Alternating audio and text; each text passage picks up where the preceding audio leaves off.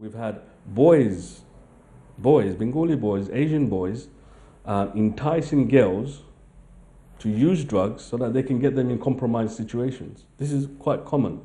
What I mean by compromised situation, it's embarrassing for me to even say this, but they take pictures of them in an inappropriate position, situation, circumstance, and they use that to blackmail them. This is not uncommon. This is common. So everybody's aware of that. So youth workers are aware of these sort of cases. So this isn't uncommon either. So you can imagine how people can find themselves in the wrong group and then find things spiraling out of control. So they are no longer, or the family is no longer in control of that situation. Women as well. Yeah, I mean, we've had clients who are females who are in their 30s, Bengali clients who are in their 30s, 35. It's not uncommon. The fact that they're in treatment is a good sign. Yeah, because we feel that the others are not coming to treatment because of what used to be culturally unacceptable for Bengali boys or Asian boys 20 years ago. You know, it's a community, what the people are going to say and so forth. So you try and hide it. This is what's happening with the Asian women now. So you'll get families not wanting them to come into treatment, but go somewhere else and deal with the treatment, for example, but not have treatment in the community that they're living in because others will find out that they're using drugs. So this is still happening amongst the Asian women, and this is common. This is what used to happen with the Asian boys who were on drugs 20 years ago. I'm sure it's same with the other communities as well. Like I think in our community, the English groups and the other groups, yeah, they also have the same design.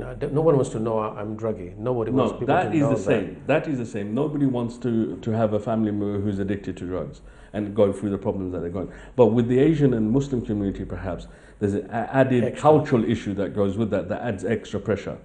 I gave you an example earlier on. If you have a drug-using family member in your family, how hard is it going to be for one of your sisters or even one of your older brothers or younger brothers to get married off as a result, married? Because the other family is going to say, well, hold on a minute, there's some issues in that family, and it's this culture.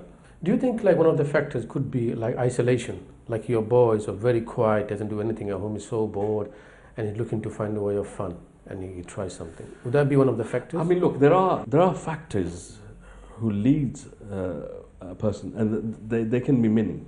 And I mentioned earlier on, if they're going through certain issues in their home, perhaps, they might find escapism. Give us one or two examples, please, so our viewers can learn from that. Women, for example, one or two of the younger women, the younger age group girls, for example, we find that they've got relationship issues. Okay, boyfriend-girlfriend issues, for example, and they can't discuss that in the family, obviously, because it's not culturally appropriate and it's not religiously appropriate. So they're going through problems in that relationship, and they deal with that problem because they can't talk about it at home, but they would deal with it by perhaps going around and using drugs or drinking, taking cannabis, for example, with a group of people just so that they can escape the problem they've got with that relationship they got with a boyfriend. We've had situations, by the way, and this is on off the track in terms of your question, where